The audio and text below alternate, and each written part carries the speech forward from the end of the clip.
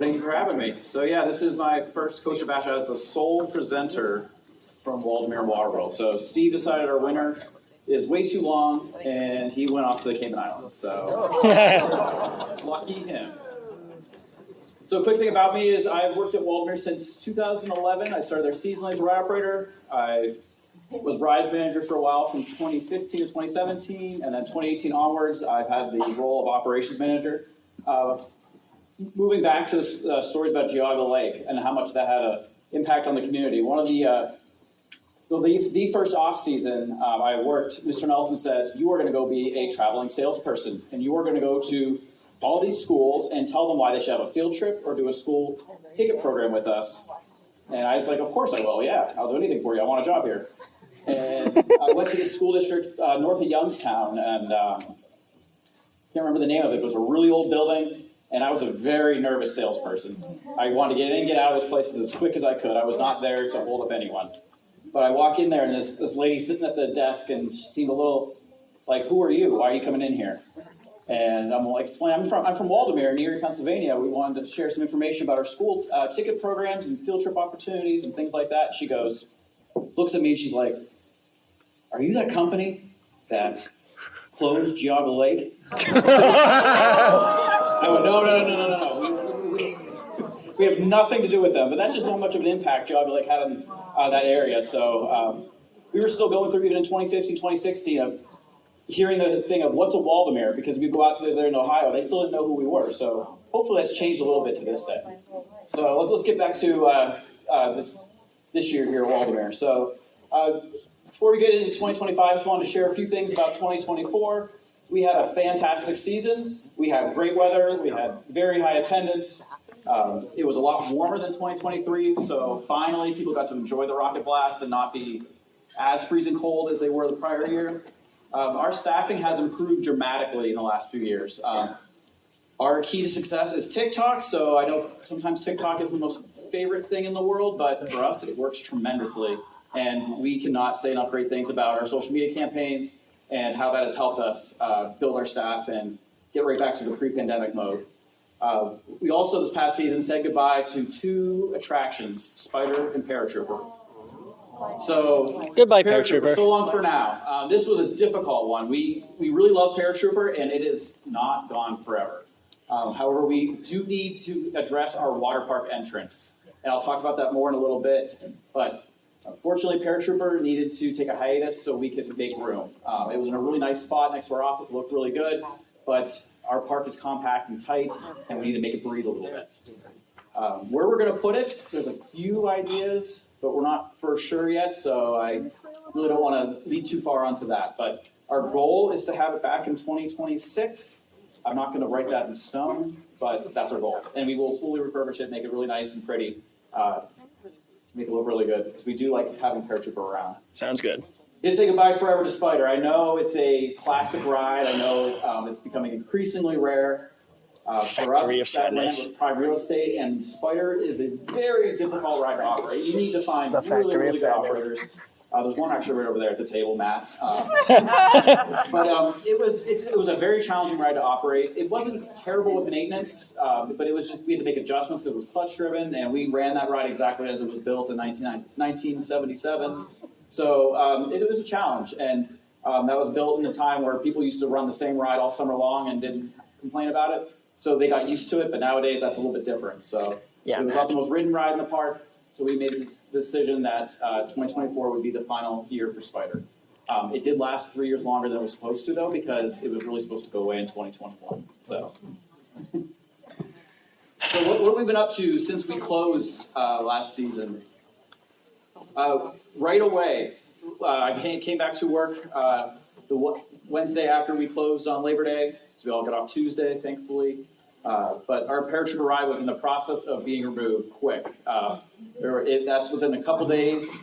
We were already pulling up the foundations. It had a really big concrete foundation that was all covered in grass, so it was hard to see, but I was pretty impressed how much concrete came up. We also knocked down our old potato patch building and swim shop. Oh, wow. Making room for that water park entrance. I was doing some work at Comet, taking down the turnstile and wristband scanner one day, and they were as they were digging it out, they hit a water line, and all of a sudden the guys are water line up in the air after jumped down in there and turned it off. It was pretty funny. I might have just sat back and watched.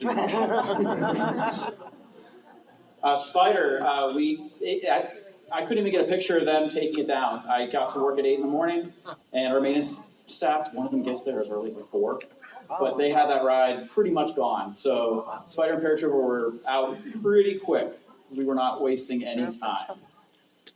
There was a haunt in Alabama who was interested in our Spider and purchased it from us, and that is the trailer they drove it down to Alabama. Sketchy. So like, yikes, looking at that picture. So I was actually going to the park to drop off something on a Saturday morning. I was behind this old truck. I was like, what is this? And then all of a sudden it turns into the park in front of me as I'm going into the park. And I'm like, what's that for? Well, it's for the Spider. And we were secretly going out there and welding it after they loaded it up because we were afraid it was going to fall off the trailer. They did get it off the trailer, though. They did get it assembled. I saw a video of it just yesterday of it in a parking lot in Alabama. So it is back up and running to some degree. Perfect. So we also got right to work on Ravine Flyer 2. That picture is from less than a week from when we closed for the season. We retracked our lift hill because the lift hill is so rough, right?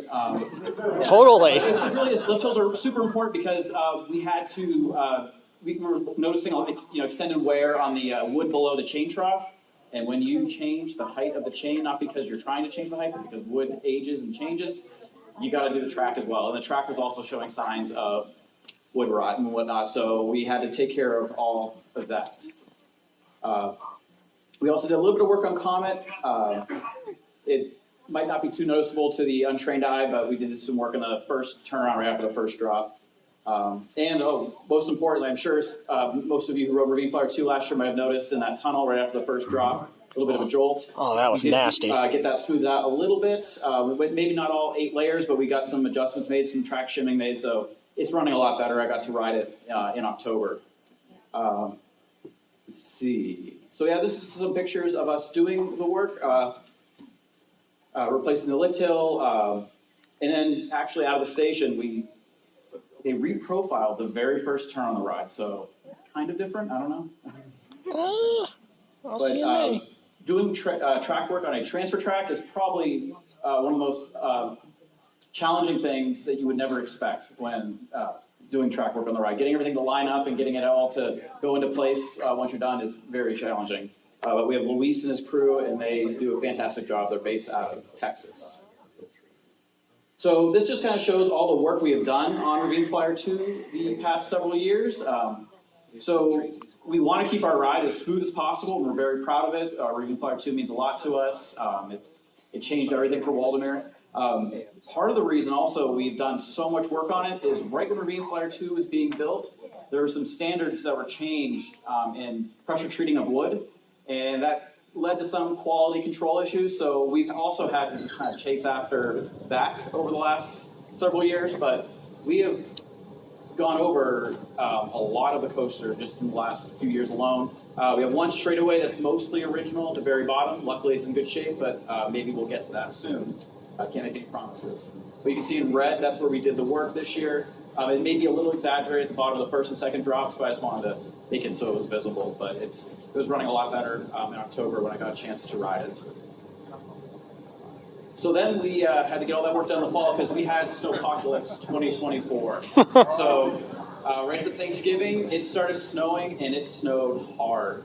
It was a very wet and heavy snow, and it took us a long time to dig out from it. As you can see from like some of the signs in Kittyland, like the snow was close to like 3 feet, and that's after it compacted. It was very wet and heavy. So it's some of the cool looking things in the summer, in the winter. But that was kind of like our fall. So moving into 2025, what we're planning for, what we're getting ready for the upcoming season. That's only 2 months away.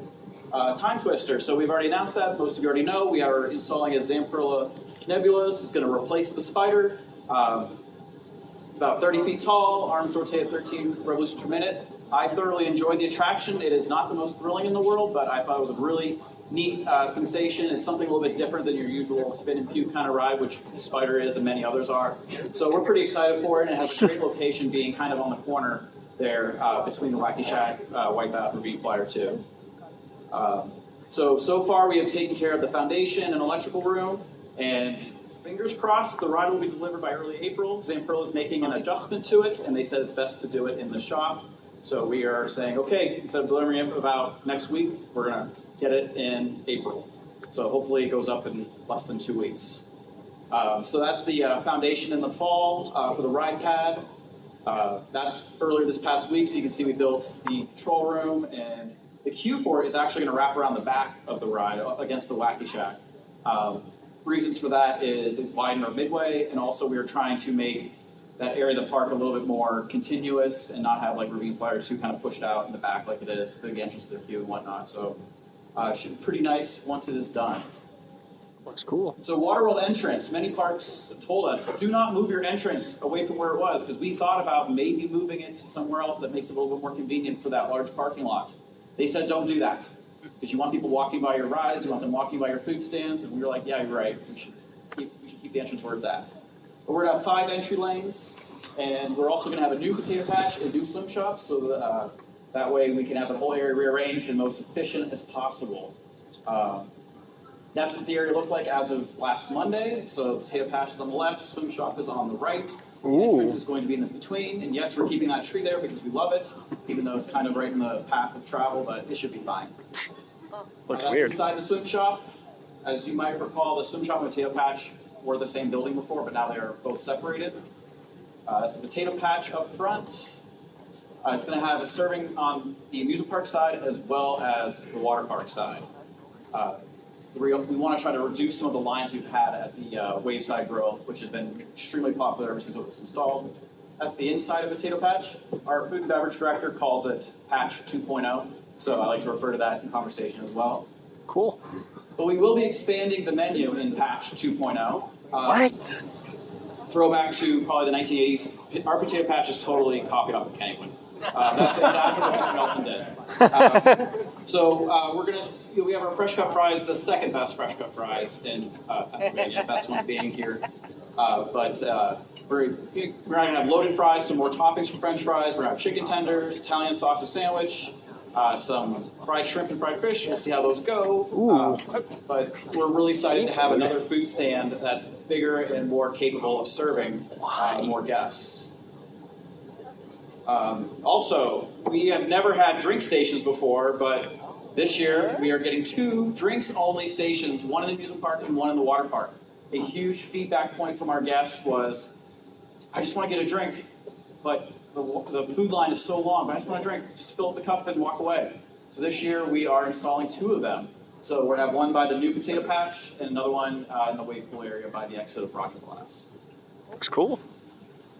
Also, our Steel Dragon control system is original to 2004, and one of my biggest fears has been, that goes, we don't have a ride the rest of the season because there's no helping the one that's in place. However, for this year, we are replacing our control system on Steel Dragon. Irvine Andre Engineering, who also redid our control system at Ravine Flyer 2, is leading the charge on that, and we're really looking forward to that. It shouldn't have any real impact changes on the ride experience, but for us, we will rest peacefully knowing that we're not going to lose Steel Dragon just because the computer didn't want to wake up.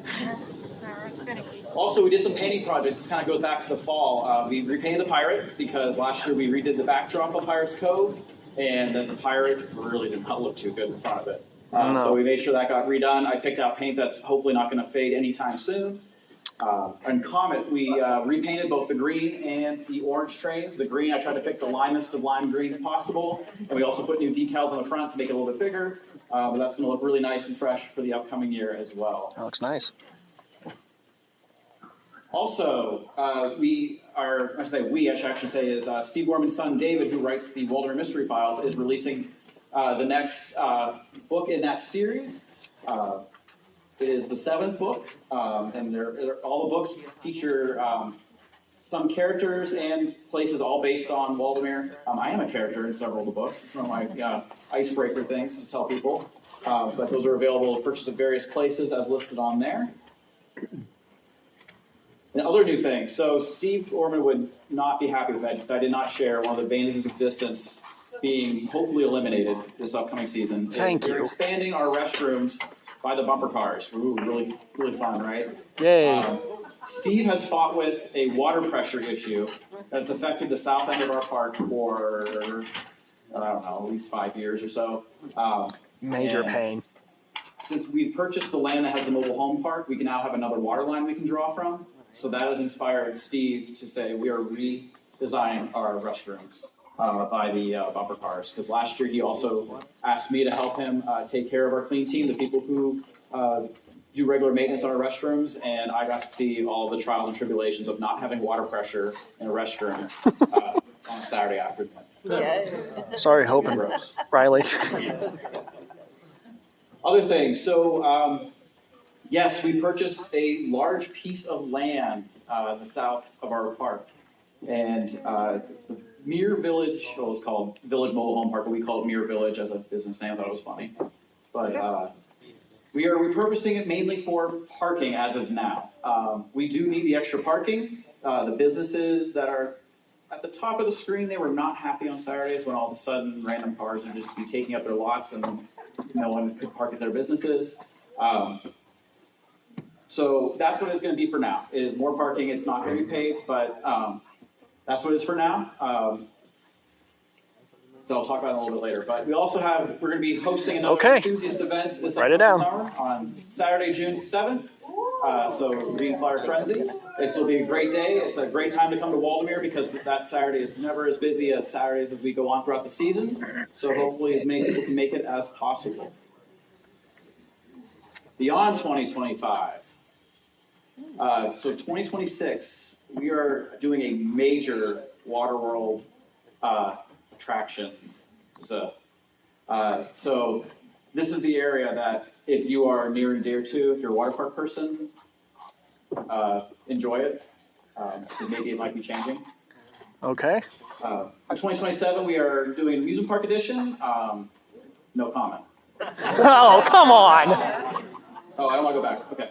So a major reason why Mere Village is becoming a parking area is this upcoming summer as we prepare for this water park expansion, renovation as you might call it.